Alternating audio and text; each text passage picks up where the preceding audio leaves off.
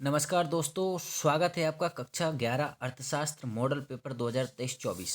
दोस्तों, जो अर्धवार्षिक परीक्षा आपकी होनी है 2023-24 में होनी है, इसके मैंने एक मॉडल पेपर बनाया है और इस पेपर बहुत ही शानदार पेपर है। इसमें से आपके लगभग लगभग पूरे क्वेश्चन फंसेंगे। इसमें से आपका बाहर नहीं जाएगा, तो आप इसको बहुत अच्छे से कर लीजिए।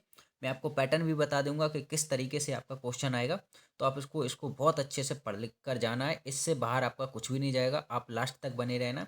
मैंने टोटल उस तरीके से क्वेश्चन पेपर बनाया है कि दो दो नंबर के कितने आएंगे, तीन तीन नंबर के कितने आएंगे और चार चार नंबर के कितने आएंगे। तो आपको बिल्कुल कहीं नहीं जाना है, आपको इसको पूरा देखना है। ओके, चलिए स्टार्ट करते हैं और लास्ट तक बढ़िया से अच्छे से देखते हैं।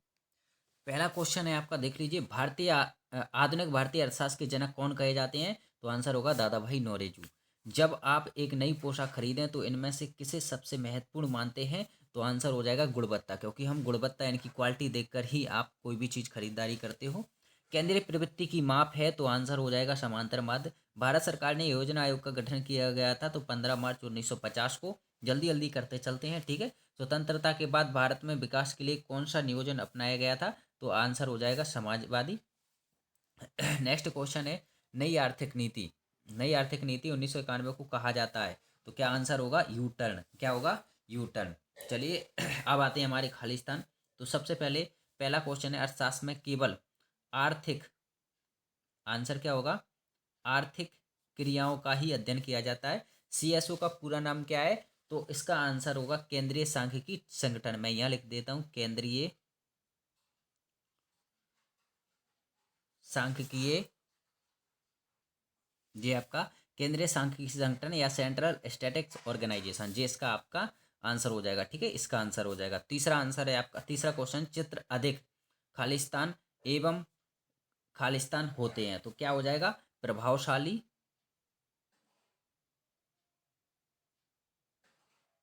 एवं कैसे हो जाएंगे आपके? आकर्षक। आंसर क्या होगा? प्रभावशाली एवं आकर्षक होते हैं। ठीक है। नेक्स्ट है तीसरा, माध्य का 3 माध्य का -2 माध्य बराबर आपका आंसर होता है बहुलक। क्या होता है? बहुलक। इंपोर्टेंट इंपोर्टेंट है, सारे आप देखते जाइए। ठीक है। तीसरा क्वेश्चन है आपका, खालिस्तान आर्थिक बैरोमीटर कहलाते हैं, तो क्या हो जाएगा? निर्देशांक। आंसर क्या होगा? निर्देशांक। क्या आंसर है? निर्देशांक। तीसरा लास्ट है आपका छठवा, स्वतंत्रता के समय भारतीय अर्थव्यवस्था एक खालिस्तान अर्थव्यवस्था थी। कैसी अर्थव्यवस्था थी? कृषि। कैसी हो जाएगी? कृषि। आंसर हो जाएगा आपका कृषि। ओके, चलिए नेक्स्ट क्वेश्चन है। अब आपके आते हैं सत्य। तो देख लीजिए, आर्थिक क्रियाएं धन प्राप्ति के लिए नहीं की जाती हैं, तो आंसर हो जाएगा असत्य, क्योंकि धन क्रिया के लिए ही की जाती हैं। दूसरा है, द्वितीय समंक मौलिक होते हैं, असत्य है, क्योंकि मौलिक नहीं होते हैं, प्राथमिक होते हैं। और तीसरा क्वेश्चन है, माध्यिका की बीजगणितीय विवेचना संभव नहीं है, ये सत्य है। ठीक है। और चौथा है आपका, मांग और कीमत में धनात्मक सहसंबंध पाया जाता है, तो ये आपका आंसर हो जाएगा असत्य।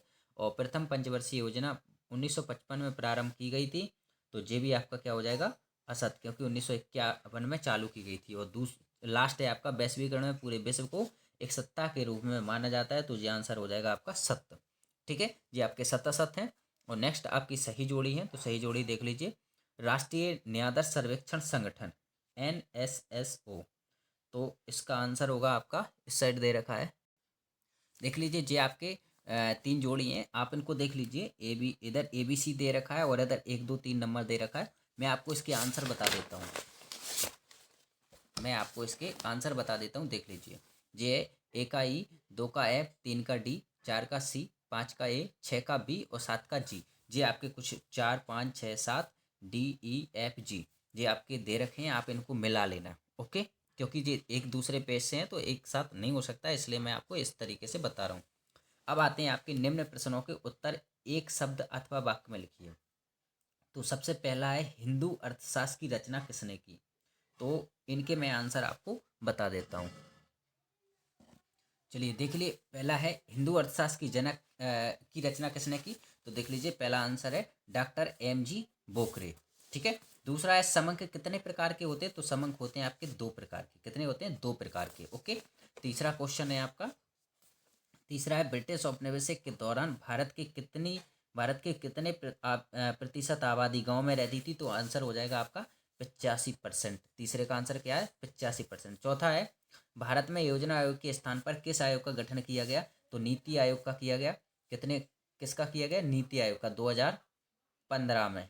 ठीक है, चलिए अगला क्वेश्चन है जीडीपी का पूरा नाम लिखिए। जीडीपी का, तो जीडीपी का पूरा नाम हो जाएगा आपका ग्रॉस डोमेस्टिक प्रोडक्ट या सकल घरेलू उत्पाद। ठीक है, और अगला क्वेश्चन है छठवा है उदारीकरण का एक उपयोग लिखिए, तो उसका आंसर हो जाएगा आपका उद्योगों में पूंजीगत निवेश की सीमा को बढ़ाना। ठीक है, और सातवां है 5, 8, 10, 12 का माध्य मूल्य क्या होगा, तो इसका माध्य मूल्य होगा 10, क्योंकि दोनों के बीच में है। ठीक है, दो इदारे और दो इदारे, इनके बीच में क्या है? 10 है। ओके, चलिए अगला अब कुछ क्वेश्चन है, ध्यान रखना इन क्वेश्चनों को आप देख लेना। मैं क्वेश्चन बता रहा हूँ आपको कि 2-2 नंबर के आपके 10 क्वेश्चन आते हैं, मैं 20 क्वेश्चन बता रहा हूँ। इनसे आपका 2 नंबर का क्वेश्चन बाहर नहीं जाएगा, आप इनको अच्छे से कर लीजिए। ओके, पहला क्वेश्चन है आपका दुर्लभता से क्या आशय है। दूसरा है आर्थिक समस्या क्या है। तीसरा उपभोग किसे कहते हैं। ठीक है, और चौथा है एनएसएसओ का पूरा नाम लिखिए तथा इसकी स्थापना कब की गई थी। पांचवा है समंकों को वर्गीकरण से आप क्या समझते हैं। मैंने अथवा में नहीं लिखा, ध्यान रखना। वैसे आपका क्या आता है कि जैसे पहला क्वेश्चन है उसके अथवा में होगा, फिर दूसरा होगा उसके अथवा में होगा। मैंने आपको टोटल 20 क्वेश्चन बनाए इसमें से, है ना, और 20 में से आपको 10 करने का कहा गया है, यानी कि देख लीजिए 10 गुणा 2 यानी कि 20 नंबर का। ठीक है, अब देखिए समंकों के वर्गीकरण से आप क्या समझते हैं। ठीक है, काल श्रृंखला आरेख हम कब बनाते हैं। केंद्रीय प्रवृत्ति की कोई 3 माप लिखिए। बहुलक या बहुष्टिक का अर्थ लिखिए। क्या शून्य सह संबंध का अर्थ स्वतंत्रता है। स्वतंत्रता के समय देश में कार्य कर रहे कुछ आधुनिक उद्योगों के नाम बताइए।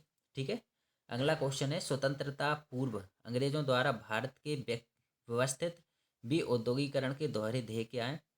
आर्थिक नियोजन का अर्थ लिखिए। चमत्कारी बीज क्या होते हैं और वार्षिक योजनाएं क्या है।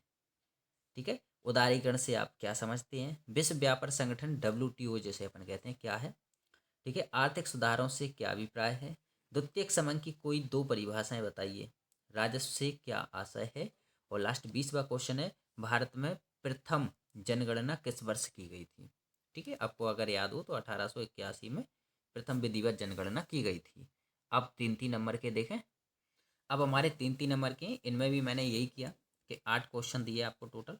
ठीक है, क्योंकि 4 आना है आपके। ठीक है, आर्थिक क्रियाओं और गैर आर्थिक क्रियाओं में अंतर लिखिए। ओके, और प्राथमिक समंक और द्वितीयक समंकों में अंतर लिखिए। ठीक है, कोई 3 लिखना है। बनावट के आधार पर सारणी के प्रकार लिखिए। चरों का अर्थ एवं प्रकार लिखिए। माध्यिका को परिभाषित कीजिए तथा इसका गणना सूत्र लिखिए। स्वतंत्रता के समय भारत के समक्ष उपस्थित प्रमुख आर्थिक चुनौतियां लिखिए। क्या अंग्रेजों ने भारत में कुछ सकारात्मक योगदान भी दिया है, विवेचना कीजिए। इंपॉर्टेंट क्वेश्चन है सारे। ठीक है, आयत प्रतिस्थापन किस प्रकार घरेलू उद्योगों को संरक्षण प्रदान करता है। ठीक, अब आते हैं आपके 4 नंबर के क्वेश्चन इनमें से। ठीक है, अच्छा, वर्गीकरण एवं सारणियन में अंतर बताइए। हरित क्रांति क्या है, इसे क्यों लागू किया गया। ठीक है, और इससे किसानों को कैसे लाभ पहुंचा। अच्छा, ध्यान रखना मैंने इसमें अथवा में नहीं दिया है। आप चाहो तो मैं इसके 4 क्वेश्चन और करवा दूंगा, क्योंकि अभी मैंने सिर्फ थोड़ा टेस्ट के माध्यम से भी बनाया था, क्योंकि मैं जो बच्चों को कोचिंग पढ़ाता हूँ उसमें 2 चैप्टर करवाए नहीं थे मैंने, 2 पार्ट हुए नहीं थे, इसलिए मैंने उन 2 पार्टों को छोड़ दिया है जहाँ से 4-4 नंबर के क्वेश्चन पूछे जाना है। तो इसीलिए मैंने इसमें से 2 क्वेश्चन छोड़ दिए हैं। आप कहो तो मैं वो 2 क्वेश्चन भी बता दूंगा आपको। ठीक है, और फिर है हरित क्रांति क्या है, इसे क्यों लागू। ठीक है, जो हो गया। उदारीकरण और निजीकरण में अंतर लिखिए कोई 4।